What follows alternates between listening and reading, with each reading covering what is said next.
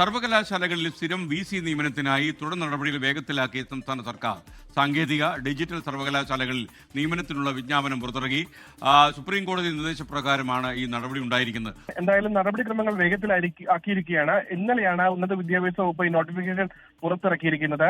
സാധാരണ സർവകലാശാലകൾക്ക് രണ്ട് സർവകലാശാല ആണെങ്കിൽ രണ്ട് നോട്ടിഫിക്കേഷനാണ് ഇറക്കേണ്ടത്. പക്ഷേ സുപ്രീം കോടതി നിർദ്ദേശം അനുസരിച്ച് ഡിജിറ്റൽ സാങ്കേതിക സർവകലാശാല VC നിയമനവുമായി ബന്ധപ്പെട്ട് ഒരു ചെയർപേഴ്സൺ എന്ന നിലയിൽ സുപ്രീം കോടതി റിട്ടയർഡ് ജസ്റ്റിസിനെ തീരുമാനിക്കുകയും ചെയ്തിരുന്നു. ഇതിന്റെ അടിസ്ഥാനത്തിൽ ഒരു നോട്ടിഫിക്കേഷനാണ് ഇറക്കിയിരിക്കുന്നത്. അതിൽ തന്നെ സാങ്കേതിക സർവകലാശാലയ്ക്കും ഡിജിറ്റൽ സർവകലാശാലയ്ക്കും VC നിയമനവുമായി ബന്ധപ്പെട്ടുള്ള അപേക്ഷകൾ ക്ഷണിക്കുന്നു എന്നാണ് കാണിച്ചിട്ടുള്ളത്. എന്തായാലും സെപ്റ്റംബർ 19 വരെ അപേക്ഷിക്കാം. 61 വയസ്സ് നോട്ടിഫിക്കേഷൻ ഇറങ്ങിയ ദിവസം മുതൽ ദിവസം 61 വയസ്സ് കഴിയാൻ പാടില്ല.